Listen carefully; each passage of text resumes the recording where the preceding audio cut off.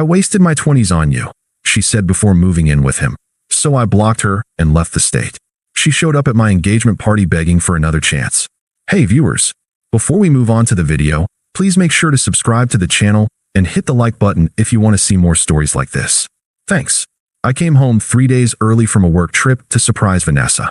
We'd been together for 6 years, since we were 23, and I'd been thinking about proposing soon.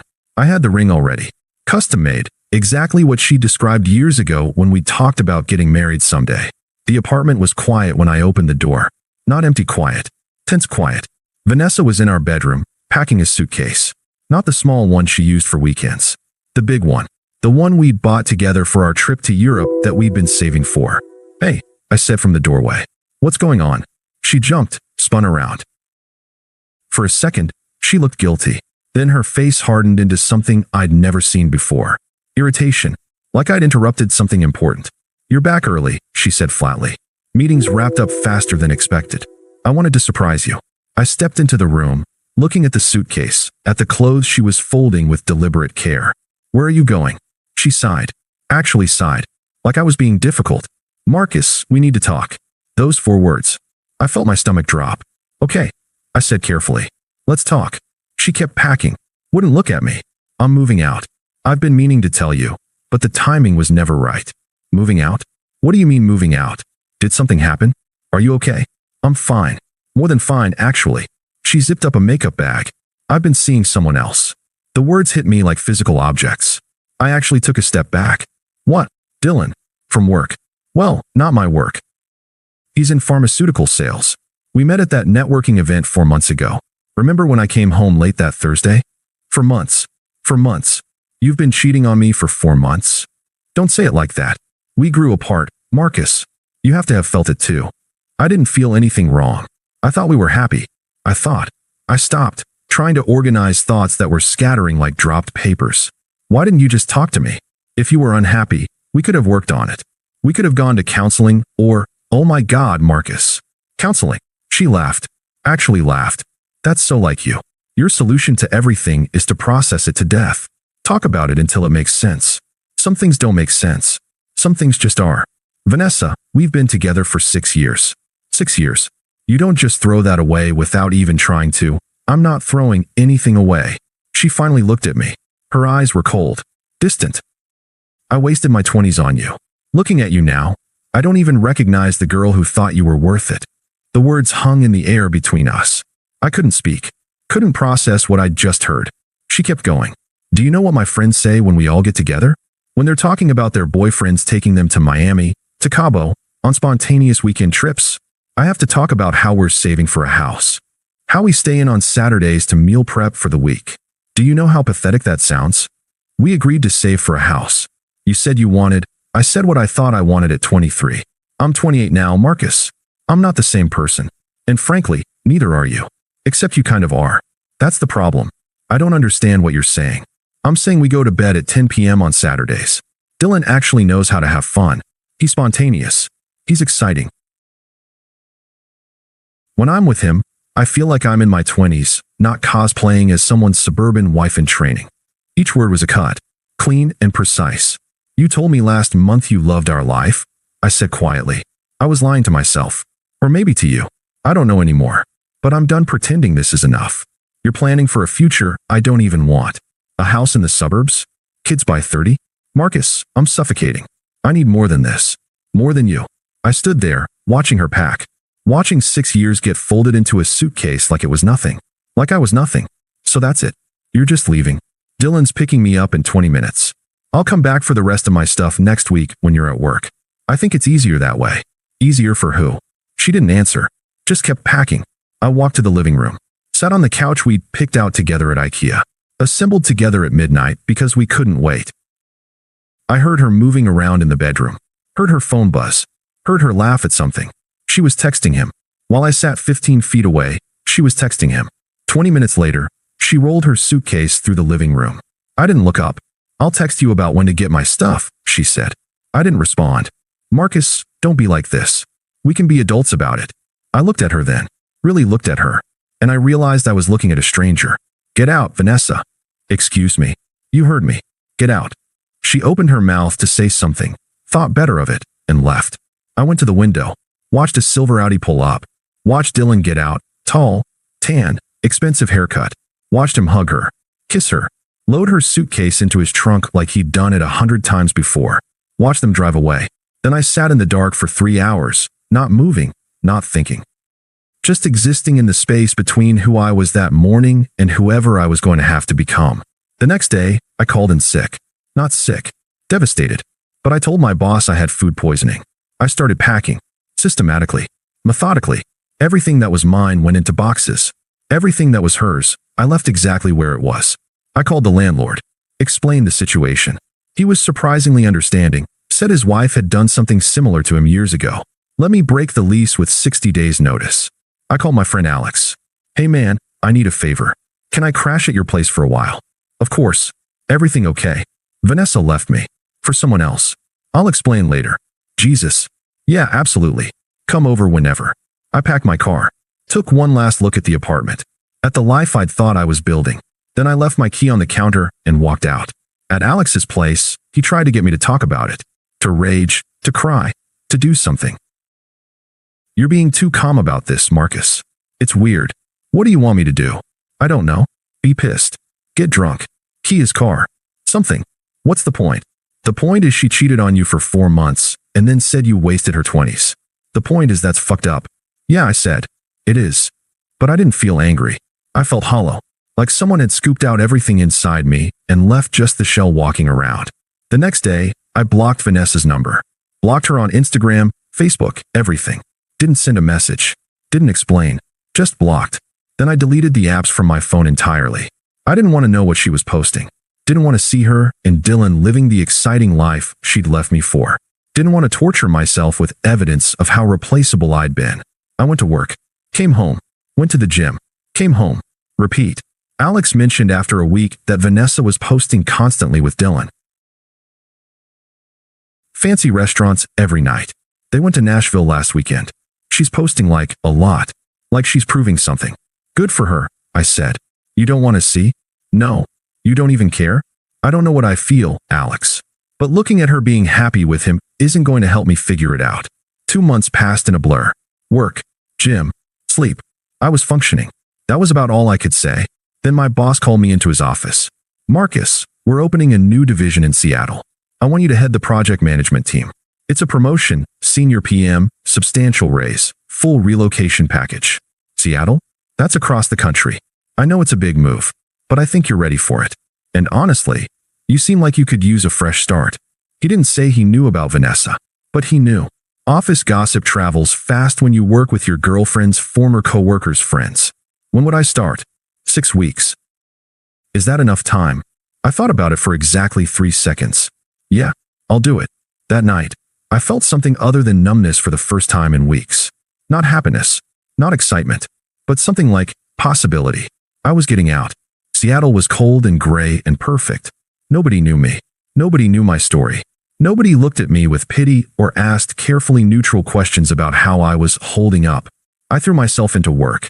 12-hour days. Weekends at the office.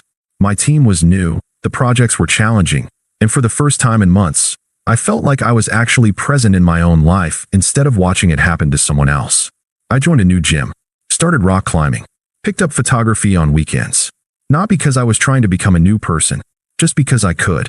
Because there was no one telling me we needed to save money. No one rolling their eyes when I spent money on myself. 5 months after the breakup, I got a text from an unknown number. Hey, can we talk? I stared at it. Knew immediately it was Vanessa. She must have gotten my new number from someone, probably Alex, though I told him not to give it out. I didn't respond. The next day, I know you're getting these. The day after, you could at least respond. We were together for 6 years. Then, Dylan and I are taking a break. I've been thinking about everything. Then, I made some mistakes. Can we just talk? Please. I read each one. Felt nothing. Deleted them. Changed my number the following week. 2 months later, Alex called. Dude, I ran into Vanessa yesterday. Okay. She looks rough, man. Like really rough. She asked about you. What did you tell her? That you moved to Seattle and you're doing well. Was that okay? It's fine. What else did she say? She said Dylan dumped her. Said she found out he was seeing other girls the whole time they were together. Said she moved back in with her parents. She was crying. It was actually kind of sad. That's rough, I said, and meant it, in the same way I'd mean it hearing about a stranger's bad luck. That's it. That's all you've got. What do you want me to say, Alex? I don't know. Something. She destroyed you. And now she's destroyed. I thought you'd feel something. I feel bad for her. But that's not my problem to solve. She asked for your number. Don't give it to her. I didn't. But Marcus, she's really messed up. I think she realizes what she lost. Good. Maybe that's what she needed to realize. A week later, my phone rang. Different number. I answered thinking it was work. Marcus? Please don't hang up. Vanessa's voice. Shaking. Crying. How did you get this number? I called your office. Told them I was your sister and it was a family emergency. Please, I just need to talk to you. I should have hung up. Should have blocked this number too. But something kept me on the line. Not hope. Curiosity, maybe. I'm listening. I made a mistake. A huge mistake. Marcus, Dylan wasn't who I thought he was. He was seeing other women the whole time. He never took me seriously. I was just something fun for him. I'm sorry that happened to you. I've been thinking about us. About what we had. I threw away something real for something that was fake. I see that now. Okay. That's all you're going to say. What do you want me to say, Vanessa? I want you to say you forgive me. I want you to say we can try again. That we can fix this. I'm seeing someone. Silence. Long enough that I thought she'd hung up. You're what? I'm seeing someone. Her name is Sarah. We met through work. It's been 10 months, Marcus. You left me for someone you'd been with for 4 months. 10 months seems reasonable. This is different. We were together for 6 years. You can't just replace that. I'm not replacing anything. I'm moving forward. With someone you barely know. I know her well enough. She's kind. She's honest. She doesn't make me feel like I'm not enough. Marcus, please. I know I hurt you. I know I said terrible things. But I was confused. I was scared of settling down. I thought I wanted something else, but I didn't. I wanted you. I've always wanted you. You wanted me after everything else fell apart. That's not the same thing. So that's it. After everything we had, 6 years means nothing to you. You said you wasted your 20s on me. I decided not to waste my 30s on someone who thought that. I paused. I don't think about you anymore, Vanessa. That's not true. That can't be true. It is. I hope you figure out what you want. But it's not going to be with me. Take care of yourself. I hung up, blocked the number, sat there for a minute, waiting to feel something. Guilt, regret, satisfaction. But I just felt tired. For months later, Vanessa's mom called. I almost didn't answer, but some old reflex kicked in. I'd always liked her mom. Marcus, honey, it's Patricia. Hi, Patricia. How are you? I'm all right. Listen, I know this is awkward, but I wanted to talk to you about Vanessa. I don't think that's a good idea. She's really struggling, Marcus. She made a mistake. A terrible mistake. But we all thought you two were perfect together. She's realized what she lost. She just needs a chance to make it right. With respect, Patricia, that's not my responsibility anymore. She needs closure, Marcus. You just disappeared. You blocked her. You won't talk to her. That's not fair. She got exactly what she wanted. She left me for someone else. She told me she wasted 6 years with me. I think that's all the closure either of us needed. She didn't mean those things. She was confused. Maybe. But she said them. And I believed her. You're being cruel. I'm being honest. I hope Vanessa finds what she's looking for. I really do. But it's not going to be with me. Take care, Patricia. I ended the call. The next week, her best friend Hannah messaged me on LinkedIn. Apparently one of the few platforms I hadn't blocked her on. You're being really cold. She knows she messed up. Everyone makes mistakes. The Marcus I knew would have at least given her a chance to apologize properly. I blocked her too. Then came the email. Long single-spaced. Sent at 2:47 a.m. It started apologetic. How she'd made the biggest mistake of her life. How she thought about me every day. How she'd give anything to go back and make different choices. Then it turned. How I'd given up so easily. How I'd never fought for us. How I'd just disappeared like 6 years meant nothing. How I was cold. Emotionless. How maybe she'd been right. Maybe I'd never really loved her at all, because someone who loved her would have fought to get her back. It ended with, I guess I was right. You never really loved me anyway. You just loved the idea of me. The moment I stopped being convenient, you erased me. Maybe Dylan was a mistake, but at least he actually felt something. I read it twice. Then I deleted it. Felt absolutely nothing. 2 years after Vanessa walked out, I got invited to Jake's wedding. Jake was my buddy from college. One of the few people who'd stayed consistently in touch after I'd moved to Seattle. You should bring Sarah, he said over the phone. I want to meet this woman who's got you smiling again. I'll ask her. Where's the wedding? Hartford. That's your hometown, right? Yeah. Haven't been back in a while. Well, it'll be good to see you, man. Fair warning though, Vanessa's invited. She was Rachel's roommate in college. I wanted to give you a heads up in case that's weird. I paused, waited for the tightness in my chest. The anxiety. Something. It's fine. That was a long time ago.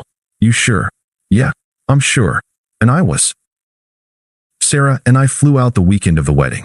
She'd met most of my Seattle friends, but this would be her first time meeting people from my old life. Are you nervous? She asked on the plane. About seeing Vanessa? Not really. Not even a little. Honestly, I'm more nervous about you meeting Jake. He's going to tell you embarrassing stories about me from college. She squeezed my hand. I already know you're a dork. Your college friend can't make it worse. This was what I hadn't known I was missing. Easy. Comfortable. Someone who made me laugh without trying. Someone who chose me every single day, not because I was convenient or safe, but because she actually wanted to. The engagement party was the night before the wedding. Open bar, fancy venue, all of Jake and Rachel's friends mixing together. Sarah looked incredible. Black dress, hair done, smiling at everyone like she'd known them for years. I introduced her around. Caught up with people I hadn't seen in years. I didn't see Vanessa at first. Wasn't looking for her. Then I went to get drinks, and she was there. At the bar. Alone. She looked diminished. That's the only word for it. Thinner. Tired. Her dress looked expensive but somehow wrong on her. Like she was wearing a costume. She saw me. Her face did something complicated. Hey, Marcus. I turned. Genuinely surprised. Vanessa. Hi. Silence. Awkward and heavy. You look good, she said finally. Thanks. You too. Lie. But what else do you say? How have you been? She asked. Good. Busy with work. You. I'm okay. Better than I was. I'm actually doing PR for a startup now. It's small, but it's something. That's good. More silence. I got my drinks from the bartender. Is that? She nodded towards Sarah, who was laughing with Jake across the room. My fiancée, Sarah? We're getting married in the fall. I watched her face. Watched something in it break. Oh, that's wow. Congratulations. Thank you. That was fast. 2 years isn't that fast. Right. Of course. I just meant, she stopped. Started again. I wanted to say I'm sorry. For how things ended. For what I said. I was really awful to you. It was a long time ago. Was it really? Sometimes it feels like yesterday. I didn't know what to say to that. Do you ever think about us? She asked quietly. About what we could have been. I looked at her. Really looked at her. And I tried to find something. Some remnant of what I'd felt. Some echo of the person I'd been when I'd loved her. Nothing. Not really, I said honestly. That person you dated doesn't exist anymore. I think about it all the time. About you. About how stupid I was. Her voice cracked. I threw away the best thing I ever had, Marcus. I know that now. I knew it the day Dylan left. I knew it every day after. I was so stupid. You made a choice. We both did. I don't blame you anymore. But do you forgive me? I thought about it. Really thought about it. Yeah, I said. I forgive you. But that doesn't change anything. It could. We could try again. We could. Vanessa, no. Why not? You forgave me. You just said, forgiving you doesn't mean I want you back. It means I stopped carrying what you did to me. That's for me, not for you. So that's it. You're just done? After everything we had. Sarah appeared at my elbow then, perfectly timed. Hey babe, Jake wants to do a toast soon. She smiled at Vanessa. Hi, I'm Sarah. Vanessa stared at her. At me. At Sarah's hand on my arm. Vanessa, she managed. We used to date. Oh. Sarah's smile didn't falter. It's nice to meet you. They shook hands. I watched Vanessa's face as she took in Sarah. Watched her see what I'd found after her. Someone who looked at me like I was exactly enough. Someone who lit up when I walked into a room. Someone who'd chosen me and kept choosing me. We should get back, I said. Good to see you, Vanessa. Take care of yourself. I took Sarah's hand and walked away. Didn't look back. That night, Sarah asked me about it. That was her, wasn't it? The one who left you. Yeah. She's still in love with you. I know. Does that feel good? Like revenge? No. It just feels sad. For her. But not for you. Not for me. Not anymore. She kissed me. Good. Because you're stuck with me now. Lucky me, I said. And meant it. The next day was the wedding. I was a groomsman, so I was busy most of the day. Saw Vanessa sitting at a table on the bride's side during the ceremony. Saw her watching me during the reception. I danced with Sarah, laughed with Jake, gave a speech about friendship and finding the right person being worth the wait. Never looked at Vanessa once. Not out of spite. Not out of some calculated power move. I just didn't think about her. Later, I was outside getting air when she found me. Marcus, please. Just one more minute. I sighed. Vanessa, you said you forgave me. Can you just listen? Really listen? Okay. 1 minute. I know I don't deserve another chance. I know I said unforgivable things. But I need you to understand, I was terrified. Terrified of getting married young and having regrets. Terrified of never experiencing anything else. And Dylan represented all of that. He was the opposite of you. Exciting and dangerous and new. I understand that. Do you? Because I need you to know that leaving you was the worst decision I ever made. Every single day since has been worse than the one before. I lost you. I lost our future. I lost myself. And you just moved on. Like it was easy. Like I was nothing. It wasn't easy. And you weren't nothing. But I couldn't stay in love with someone who saw me as a waste of time. I didn't mean it. Yes, you did. Maybe you regret it now. But in that moment, you meant every word. So what? I'm just supposed to live with that forever? With knowing I destroyed the best thing in my life. You're supposed to learn from it. And find someone who makes you feel the way Sarah makes me feel. What if there isn't anyone else? What if you were it? Then you'll be alone. And I'm sorry if that's the case. But Vanessa, I spent my 20s building a life with you. You told me those years were wasted. So I spent my 30s building a life I actually chose. A life with someone who thinks time with me is anything but a waste. She'll never know you like I did. You're right. She knows me better. She knows who I actually am, not who I was trying to be for someone who didn't appreciate it. Vanessa was crying now. Full on crying. I can't accept this. I can't accept that it's really over. It's been over for 2 years. You're the only one who hasn't accepted it. Because I love you. No, I said gently. You love the security I represented. You love the idea of not having to face what you did. But you don't love me. You don't even know me anymore. That's not fair. None of this is fair, Vanessa. You leaving wasn't fair. You cheating wasn't fair. You telling me I wasted your 20s wasn't fair. But it happened. And we both had to figure out how to live with it. I'm sorry you're still struggling. I really am. But I can't fix that for you. Sarah appeared in the doorway. Marcus?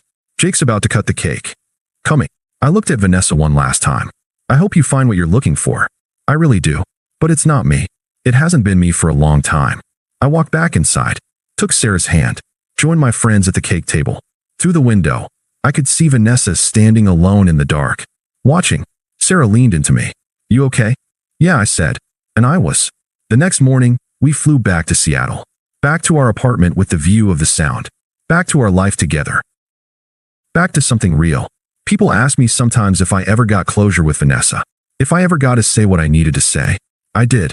But not in the way they think. The closure wasn't in any conversation. It was in the moment I stopped needing her to understand. Stopped needing her to apologize. Stopped needing her at all. She thought she wasted her 20s on me. Maybe she did. But I didn't waste my 30s mourning someone who never deserved the best years of my life in the first place. That's the thing about people who leave you for someone else. They want to believe you'll fall apart. That you'll never find better. That they were your peak. The best revenge isn't making them regret it. It's building a life so good that you forget to care whether they regret it at all. Vanessa thought she was my story. The great love. The one that got away. But she was just my lesson. Sarah's my story. And it's a story I actually chose. Thanks for watching. Make sure to subscribe to the channel and hit the like button. What do you think about this story? Share it in the comments.